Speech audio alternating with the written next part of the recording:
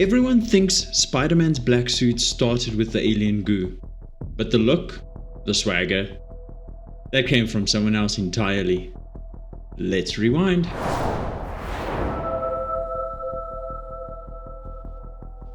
Starting us off at number 10, in Secret Wars issue 6 and 7 from 1984, Spider-Woman Julia Carpenter drops in wearing a sleek black and white fabric suit. Big white spider emblem on her chest with bold forearm wraps and the iconic white spider eyes. It is not the symbiote, it is just her costume. It's the first time Peter has also met Julia, but this may have planted a seed in his brain. You see, in Secret Wars issue 8, Peter Parker has his suit and web shooters damaged badly in battle. Unable to shoot any webs, he runs into Hulk and Thor, who tell him about a machine in the other room that can create a new outfit for him. He just needs to think it into the machine and it will produce a suit. He excitedly heads into the other room and wonders which machine is the right one. There are many.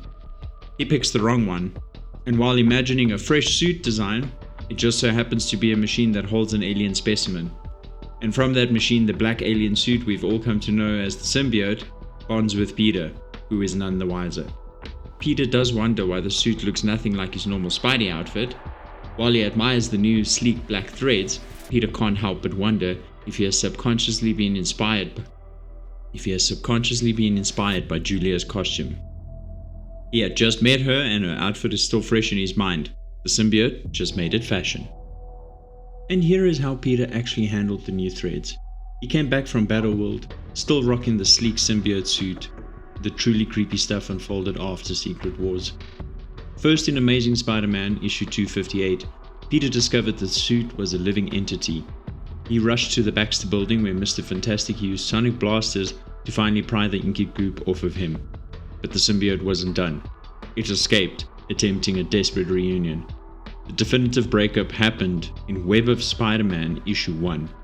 Peter in the middle of a battle with Honcho's vulture goons. He gets dragged into the clinging church bell tower. The powerful ringing sonics tore it away for good. The heartbroken symbiote then slithered off, ready to become Venom's problem, the whole problem, and nothing but the problem. Coming in at number 9, in Spectacular Spider-Man issue 158 from 1989, Peter gets caught in a lab incident that links him to the Enigma Force, also known as the Unipower. Overnight, our friendly neighborhood web-slinger becomes Captain Universe. Flight, energy projections, matter manipulation, the cosmic works. This isn't a one and done panel either. The cosmic ride continues through Spectacular Spider-Man issue 158 to 160, Web of Spider-Man issue 59 to 61, and Amazing Spider-Man issue 326 to 329. That's the Axe of Vengeance era. It reads like a random hitchhiker. The power chooses you, fixes the crisis, then moves on. But here's the twist that came much later.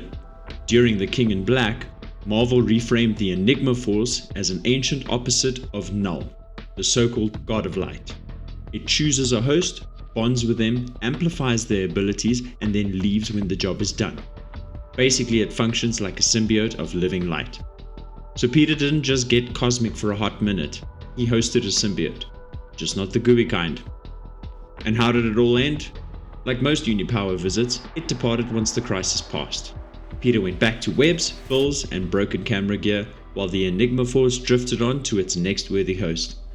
Much later, it would tap Miles Morales in Spider-Geddon, proving that light picks who it needs when it needs them. At number 8, file this under Nightmare Science.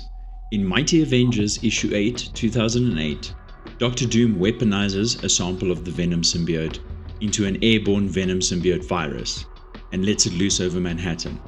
The result? Everyday New Yorkers twist into symbiote-like creatures, gnashing teeth, whipping tendrils, the whole goo gallery. And yes, Spider-Man gets hit too. For a grim stretch, he's part of the writhing crowd. It isn't a classic Clintar bond with a sentient partner, it's a symbiote-derived infection, piggybacking his biology, turning him feral by formula rather than by choice. The fix? A coordinated play by the Mighty Avengers and the New Avengers. They track the source, neutralize the pathogen, and roll out the antidote, snapping the city and Spidey back from full-on body horror cosplay. At number 7, we enter Venomized 2018. The invasion begins following the events of the Poison X storyline. The Poisons arrive on Earth, targeting the Marvel Universe. Their strategy involves forcibly bonding every superhuman with a Clintar, using symbiote bullets and then physically touching and assimilating the bonded individuals to convert them into members of the Poison Hive. With Venom and the X-Men missing in space after Poison X, Earth's heroes are initially defenseless. Many characters, including members of the Avengers, are quickly venomized and subsequently assimilated by the Poisons, becoming part of their hive mind. One unnamed symbiote from the batch bonds with Spider-Man, and he realizes fast that the usual exits aren't available. No church bell workaround, no Baxter Building Sonics, no quick heat treatment. This one's designed to stay on. What changes for Pete is clear and measurable. A bump in raw strength, more aggressive web constructs, and an armor-like coverage that keeps reforming when damaged. Attempts to peel it off only make it tighten. The proving ground is poison carnage. During the fight, the symbiote doesn't try to take over.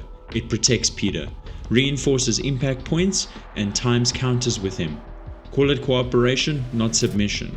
Peter sets in line, no lethal force. The symbiote follows, and they get the win without collateral spiraling. After the threat is handled, Peter's team uses controlled separation to safely remove the symbiote.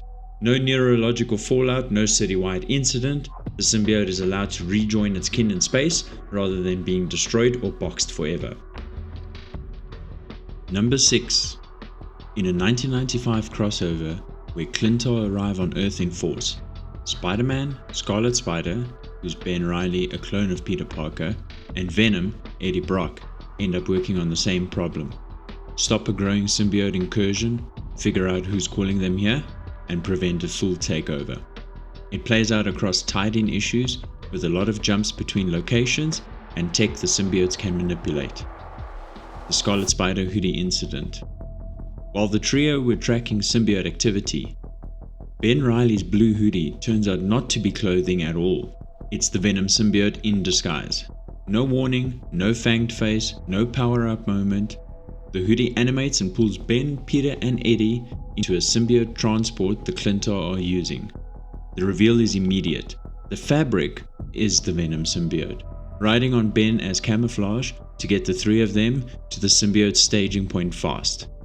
Once they arrive, the symbiote slides off Ben and rebonds with Eddie, restoring Venom for the larger fight. Ben never goes Venom. There's no personality shift, no new abilities, no battle scene with Ben using symbiote powers. It's a covert piggyback. Not a classic host relationship, but I'm counting this as a time where Peter wore a symbiote. And that's part 1. Number 10 to number 6 done and dusted. If you had a favorite moment, or ever missed a panel you swear by, drop it in the comments. I read them all and it helps me line up these deep dives. Smash that notification bell like you're trying to unbind from a symbiote, and I will see you in the next video.